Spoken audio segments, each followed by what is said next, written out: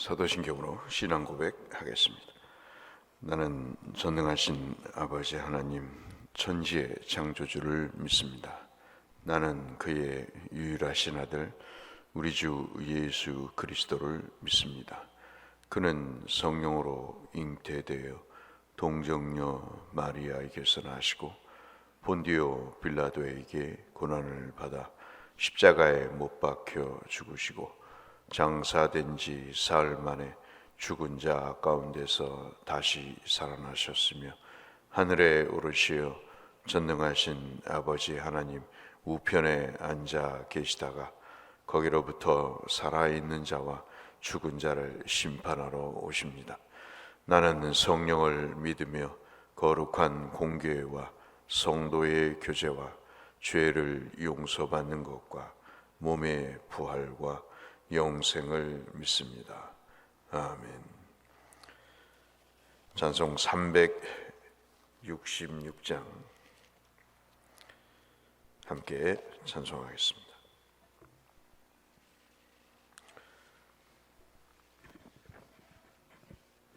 (366장) 어두운 내 눈 밝히사. 366장입니다. 어두운 내 눈 밝히사 진리를 보게 하소서. 진리의 열매 내게 주사 참빛을 찾게 하소서. 깊으신 뜻을 알고자 엎드려 기다리오니 내 눈을 뜨게 하소서.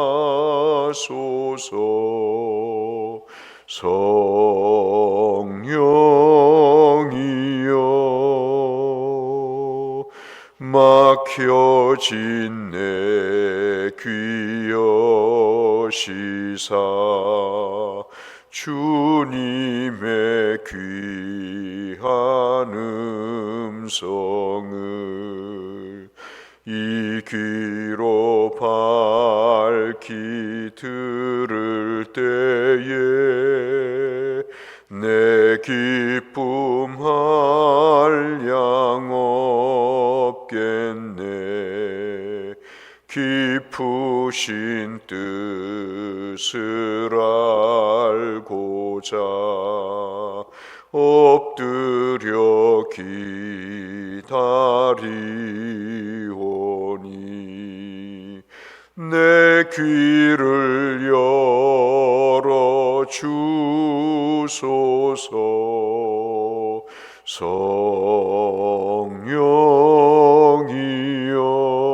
성령이여 봉해진 내 입 여시사 복음을 널리 전하고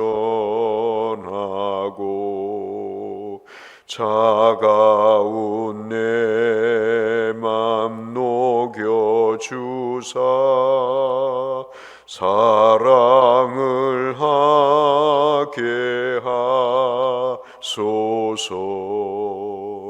깊으신 뜻을 알고자 엎드려 기다리오니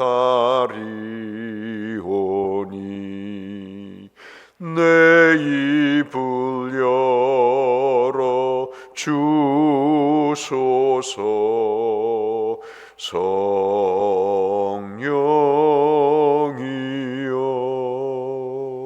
성령이여. 아멘. 오늘 함께 나눌 말씀은 민수기 24장 10절에서 25절의 말씀을 잠시 보겠습니다. 민수기 24장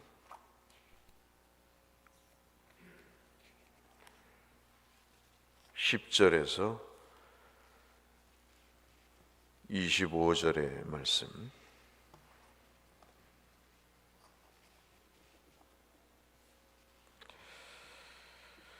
한 절씩 교독하겠습니다. 민수기 24장 10절에서 25절의 말씀을 보겠습니다. 발락이 발람에게 노하여 손뼉을 치며 말하되 내가 그대를 부른 것은 내 원수를 저주하라는 것이거늘 그대가 이같이 3번 그들을 축복하였도다.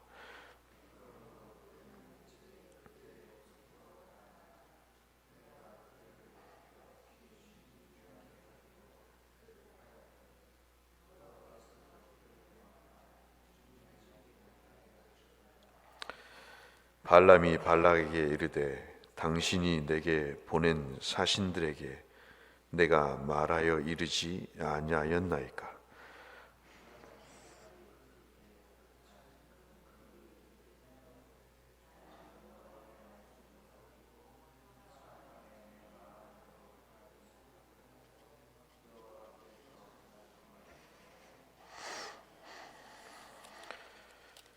이제 나는 내 백성에게로 돌아가거니와 들으소서.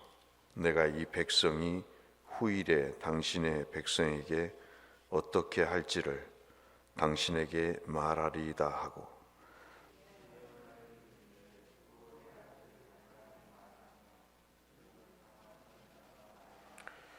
하나님의 말씀을 듣는 자가 말하며 지극히 높으신 자의 지식을 아는 자, 전능자의 환상을 보는 자, 엎드려 눈을 뜬 자가 말하기를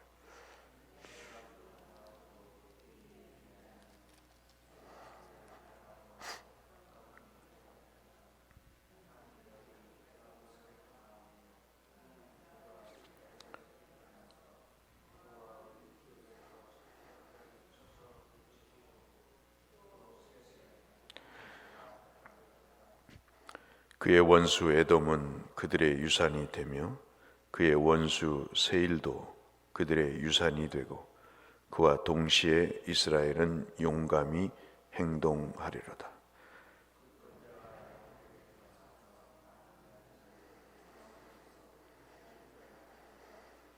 또 아말렉을 바라보며 예언하여 이르기를 아말렉은 민족들의 으뜸이나 그의 종말은 멸망에 이르리로다 하고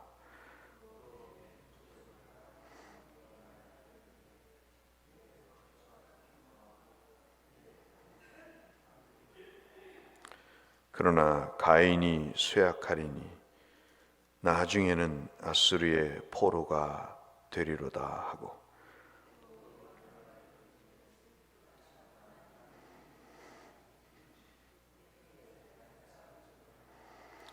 깃딤 해변에서 배들이 와서 아수르를 학대하며 에벨을 괴롭힐 것이나 그도 멸망하리로다 하고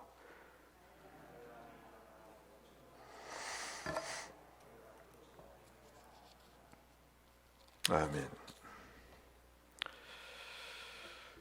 사람이 태어나서 여러 가지 은혜를 받지요. 어떤 사람은 지식으로, 어떤 사람은 건강으로, 어떤 사람은 물질로 하나님의 복을 받고 삽니다. 근데 우리가 이 아침 기도해야 될 것은 가장 악한 것 중에 하나가 하나님이 주신 돈으로 사람을 매수하는 일입니다. 그래서 그 돈으로 사람의 영혼을 흐리게 하는 일은 정말 악질 중에 악질이 아닐 수가 없는 거죠. 여러분, 오늘 말씀은 잘 아시는 대로 발락이라고 하는 그 인간이 눈에 가시 같은 이스라엘을 없애도록 발람이라고 하는 사꾼 예언자를 사서 저주하도록 그렇게 사주한 내용을 오히려 하나님께서 그 발람을 이용해서 그 삶의 저주가 아닌 입을 벌려 아브라함의 후손인 이스라엘을 축복하도록 하는 그 예언의 마지막 부분이 우리가 읽은 민수기 24장 10절에서 25절의 말씀입니다. 자꾸 돈을 주고 발락이 이스라엘을 저주하라고 하니까 발람이 저주는 안 하고 하나님의 영에 이끌려 축복을 계속하니까 10절 말씀 보실까요? 발락이 발람에게 노하여 손뼉을 칩니다. 우리는 말하면 막 안타깝고 막 정말 신경질이 나니까 발을 막 땅에 구르듯이 그렇게 정말 감정을 주체할 수 없어서 손뼉을 치면서 소리를 지르며 얘기하죠. 여러분 한번 보세요. 10절에 내가 그대를 부른 것은, 내가 너를 고용한 것은, 내가 내게 돈을 준 것은 내 원수를 저주하는 것이거늘. 인생을 살면서 싫은 사람, 좋은 사람, 여러 사람이 있겠죠. 그렇지만 여러분 한번 생각해 보십시오. 인생에 그 어떤 이해득실이 있겠지만 자기 인생의 앞길에 원수를 맺고 사는 사람이 그 삶이 편하겠어요? 여러분, 우리가 기도해야 될 내용이 여러 가지가 있지만 내 인생에 원수가 있으면 얼마나 있겠어요? 여러분과 제가 미워하는 사람이 여러분의 삶에 뭘 그렇게 가로막고 힘들게 하고 어려운 일을 겪게 했는지를 우리가 생각해 보면 다 부질없는 것이죠. 근데 발락이 발람에게 얘기합니다. 그대를 부른 것은 내 원수를 저주하는 것이거늘 그대가 이같이 3번 그들을 축복하였도다. 하나님이 입을 만드시고 눈을 만드시고 귀를 만드셨어요. 그런데 그 하나님이 만드신 신체 기관을 가지고 여러분 아무리 돈이 좋지만 남을 저주하는 세치혈을 갖는 것, 그게 축복이겠어요? 그런데 더 이상한 것은 여러분 한번 보시죠. 그 다음이 걸작입니다. 11절 말씀 다시 한번 읽어보시면서 이게 어떤 말씀인가 여러분 한번 묵상을 한번 해보시기 바랍니다. 11절 같이 읽겠습니다. 그러므로 그대는 이제 그대의 곳으로 달아나라. 내가 그대를 높여 심히 존귀하게 하기로 뜻하였더니 여호와께서 그대를 막아 존귀하지 못하게 하셨도다.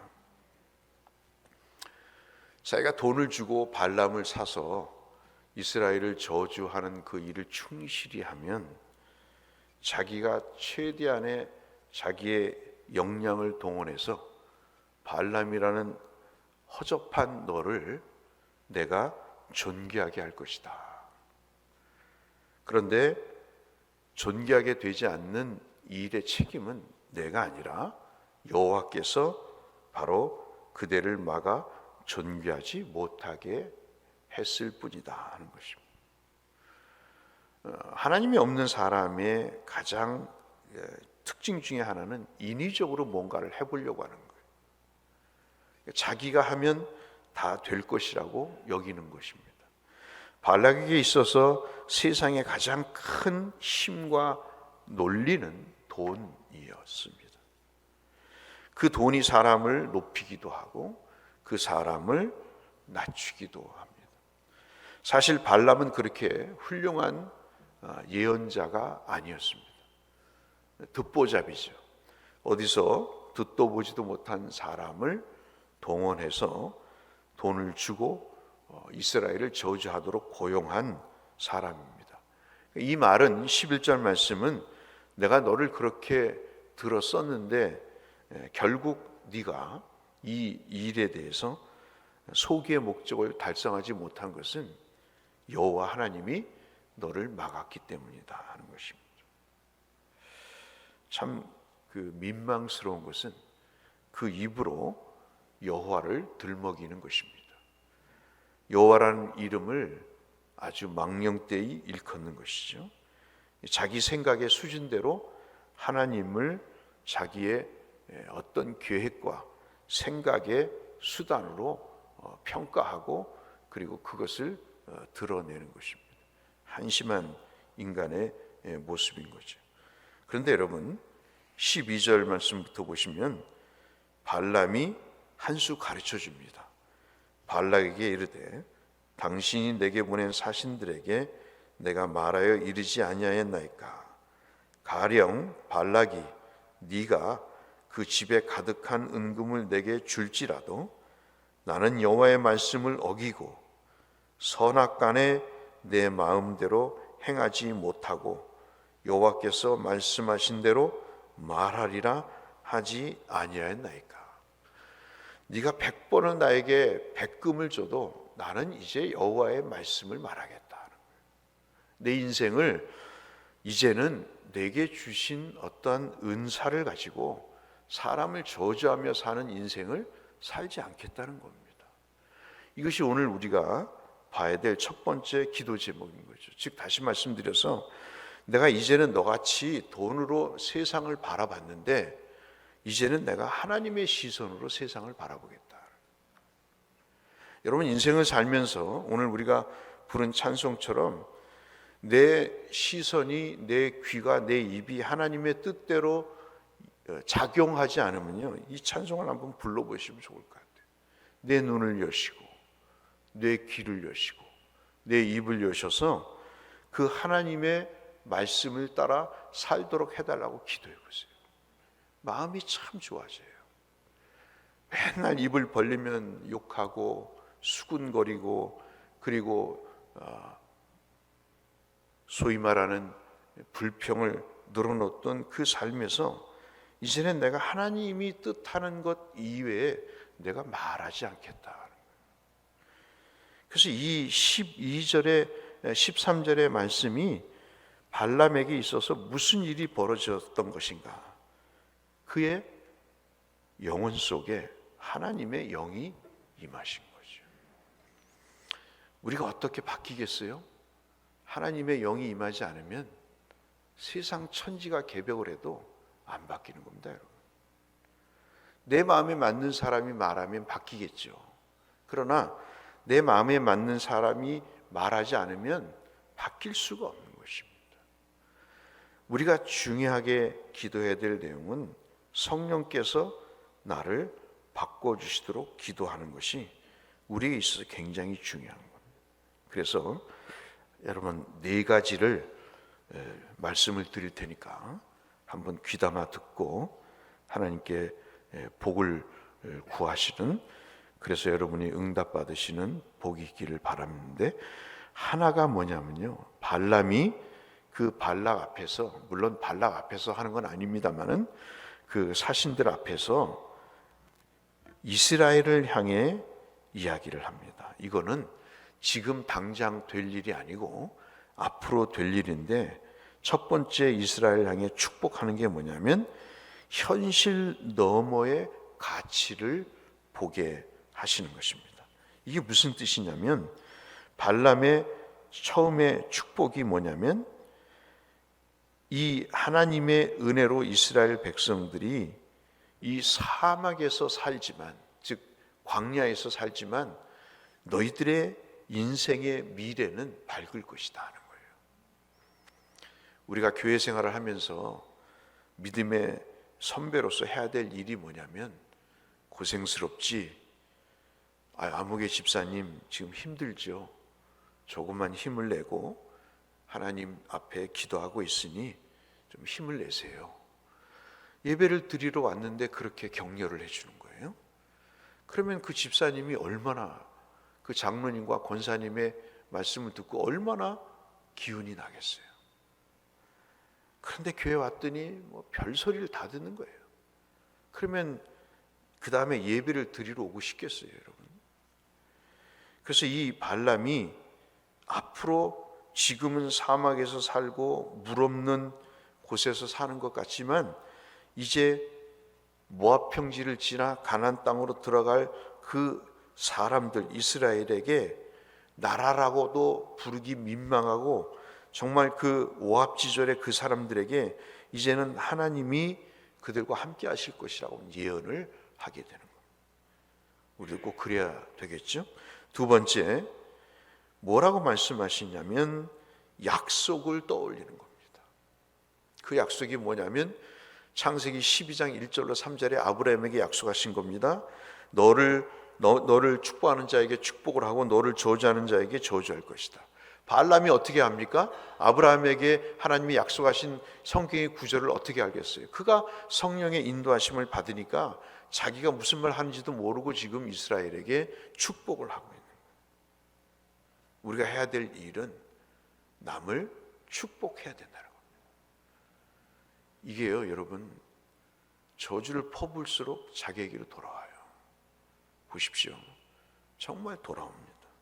어떻게든 하나님의 축복을 증거하는 자리에 우리가 있어야 되는 겁니다. 창세기 12장 1절로 3절뿐만 아니라 여러분 잘 아시는 창세기 49장 9절로 10절에 유다 자손을 통해서 그리스도가 나실 것이라고 하는 유다에 대한 예언도 발람이 하고 있는 것을 보면서 놀라기 그지없을 수 없는 거죠. 그 다음에 13절부터 15절 말씀 보시면 발람의 축복이 발락에게는 저주로 돌아갈 것이라고 하는 예언을 하게 됩니다. 그러면서 발람이 이스라엘에게 용기를 얻을 것을 말씀을 하지요. 그리고 마지막으로 발람이 이스라엘 향해 축복을 하는데 새로운 하나님의 역사가 이루어지는데 여호와의 하나님을 인정하지 않고 하나님을 향해 대적하는 시대와 나라들은 23절에 보시면 슬프다. 하나님이 이 일을 행하시리니 그때 살 자가 누가 있으랴라고 이야기를 합니다. 발람은 이스라엘을 향해서는 축복을, 그리고 하나님을 대적하는 자들에게는 저주를 예언하는 말씀을 하고 있는 것이죠. 물론 이것이 아수르 그리고 바벨론을 통해서 이스라엘이 겪게 될 여러 가지 시대적인 내용을 미리 앞서서 얘기하는 예언이 되겠습니다마는 좌우간 발람은 돈의 시선을 빼앗기는 것이 아닌 이제는 하나님의 영의 시선이 사로잡혀서 이스라엘을 제대로 축복을 하고 그리고 이스라엘을 대적하는 자들에게 저주를 퍼붓는 일을 통해 마지막 자기의 삶의 인생의 책무를 하나님의 뜻을 따라 행하는 것을 볼 수 있겠습니다. 이것이 발람이 가졌던 하나님에 대한 시각입니다. 오늘 우리가 성도로서 삶을 살면서 이 시각을 가져야 될 필요가 있다는 거죠. 한쪽에 우리의 믿음의 발은 정말 구원에 대한 감사로 서 있어야 될 것 같고요. 또 하나의 발은 이 구원이 두렵고 떨림으로 이루어지길 바라는, 내가 정말 간절하게 하나님 앞에 구원을 바라며 내 구원을 하나님 거두어 가시지 마시고 나를 통해서 하나님 구원의 역사가 이루어지게 해달라고. 여러분 나중에 한번 보세요. 요한계시록 2장 14절에 보면 발람에 대한 하나님의 심판이 나와요. 이렇게 하나님의 영에 이끌려 축복을 받지만 발람이 발락을 가르쳐 이스라엘 자손에게 걸림돌을 놓아 우상의 제물을 먹게 하였고 그 행음하게 하였다고 이야기합니다. 발람이 아무리 이스라엘을 축복했지만 결국 처음 시작이 발락의 돈을 받고 이스라엘을 저주를 했기 때문에 이는 요한계시록 2장 14절에 하나님이 심판의 대상이 된다. 참, 그래서 인생을 두렵고 떨림으로 살아야 된다. 지금은 죽이 맞고 지금은 뜻이 맞는 것 같지만 내가 지금 입을 벌려 이야기하는 것이 반말은 뭐가 듣고 낱말은 뭐가 듣는 게 아니라 모든 말은 하나님이 들으시는 거예요. 그래서 우리는 항상 복을 빌어야 돼요. 그것이 우리에게 있어 굉장히 중요하다. 오늘 한 가지만 기억하시죠. 하나님, 내가 성령에 이끌려 세상의 기준이 아닌 하나님의 시선을 따라서 나도 남도 세상의 모든 흐름도 하나님의 뜻을 따라 그 시선에 맞추어서 바라보고 생각하고 행동할 수 있게 해달라고 기도하시는 복된 여러분이 되시기를 주의 이름으로 축원합니다. 거룩하신 아버지 하나님, 발람의 예를 살펴봤습니다. 그가 비록 이스라엘을 축복했지만 요한계시록의 요한 사도는 그가 이스라엘의 걸림돌이 되었고 우상의 제물을 먹게 하는 믿음을 버리게 한 장본이라고 평가하고 있습니다. 사람의 말, 사람의 평가가 무엇이 이렇게 중요하겠습니까? 우리 인생의 끝에 하나님 앞에 섰을 때 하나님이 우리의 삶을 평가하시는 것이 중요하지 않겠습니까? 거룩하신 주여, 귀 있는 자는 성령이 교회들에게 하시는 말씀을 들을 수 있도록 은혜를 베푸시고 주의 시선을 따라 축복하며 살아가는 우리의 삶이 되게 하여 주옵소서. 예수님 이름으로 기도 올리옵나이다. 아멘. 하늘에 계신 우리 아버지, 아버지의 이름을 거룩하게 하시며 아버지의 나라가 오게 하시며 아버지의 뜻이 하늘에서와 같이 땅에서도 이루어지게 하소서. 오늘 우리에게 일용할 양식을 주시고 우리가 우리의 잘못한 사람을 용서하여 준 것 같이 우리 죄를 용서하여 주시고 우리를 시험에 빠지지 않게 하시고 악에서 구하소서. 나라와 권능과 영광이 영원히 아버지의 것입니다. 아멘. 편찮으신 성도들, 그리고 새 학기를 맞이해서 이제 공부를 해야 될 자녀들, 손주들을 위해서, 어려운 형편에 있는 교우들을 위해서, 선교사님들을 위해서 기도해 주시기 바랍니다. 함께 기도로 주 앞에 나가겠습니다.